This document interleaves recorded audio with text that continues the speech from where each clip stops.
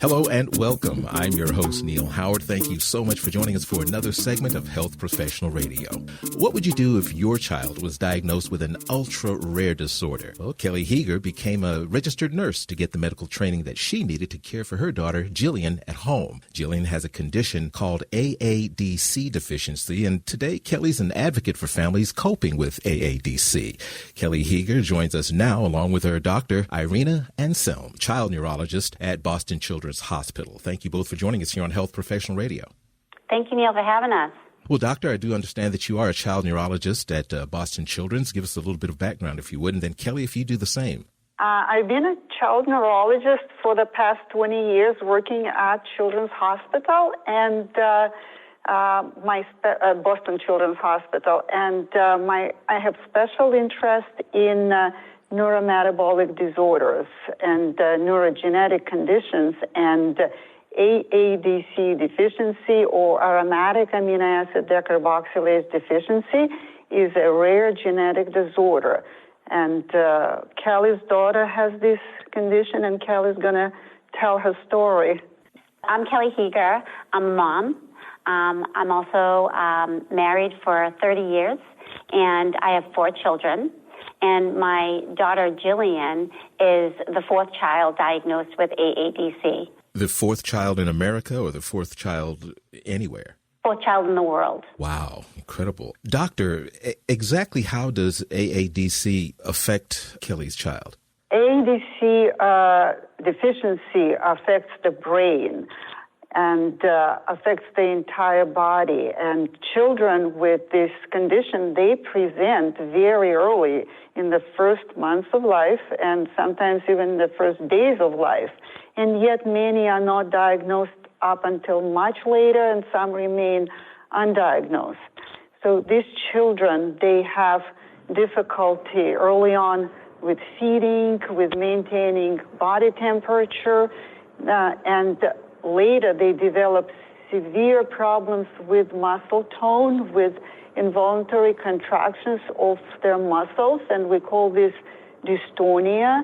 They also have spasms of their eye muscles, and we refer to that as ocular gyrate crisis, these episodes when these children have their eyes deviated upward, downward, and they may last for hours. And this is a very typical feature of this disease, and yet many children remain undiagnosed up until very late. Kelly, tell us how Jillian ended up being diagnosed, and what were your initial thoughts when you learned about this ultra-rare disorder? Absolutely. So when my daughter was born, we thought we brought home a healthy baby, but sadly that wasn't the case. Within a day, within 24 hours after being home, Jillian and I had to go back to the hospital because I wound up with an infection.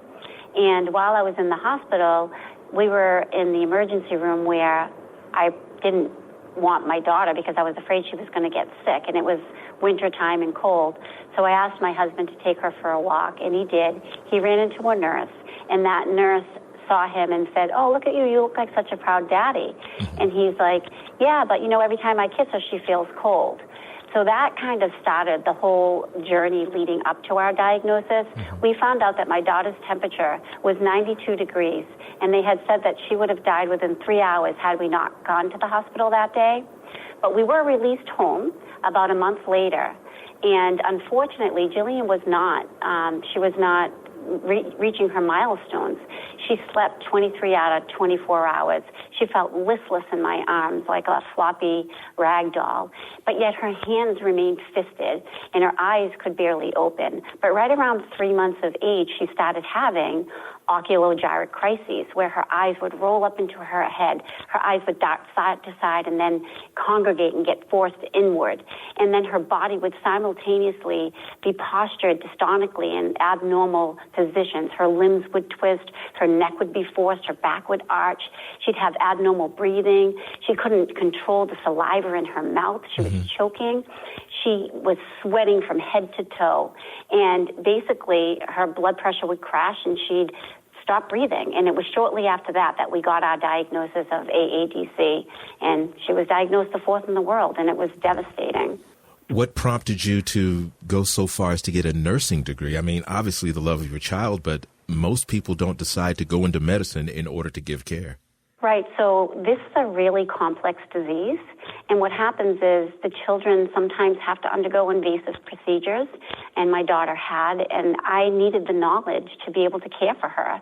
So I took it upon myself to go back to school, get my degree, but also it helped me tremendously to communicate more with physicians and get a multidisciplinary team together so that we could treat her more appropriately. And you are doing quite a bit of work as far as advocacy efforts are concerned.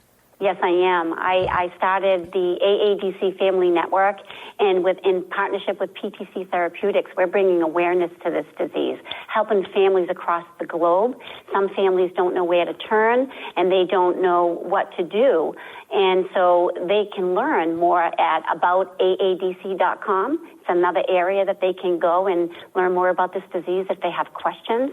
But my hope is to bring families together, help them not feel alone, and maybe help them, with financial support if they need it. But thank you so much for having us today. Really, really appreciate it. Thank you very much. Well, Dr. Anselm, from a medical standpoint, what's the most important thing for people to know about this rare disease? It's important to talk to your doctor if your child has cerebral palsy or seizure disorder not responding to seizure medications about this possibility of AADC deficiency. And we want to refer our audience to this website about AADC.com that Kelly already mentioned. And thank you so much for having us and bringing awareness to this disease. Well, thank you both, Kelly Heger and Dr. Anselm, for joining us here on Health Professional Radio. It's been a pleasure speaking with you both. You've been listening to Health Professional Radio. I'm your host, Neil Howard. Audio copies of this program are available at hpr.fm and healthprofessionalradio.com.au. You can also subscribe to the podcast on iTunes, listen in, download at Anchor, Spotify, and be sure to subscribe to our YouTube channel at youtube.com/Health Professional Radio.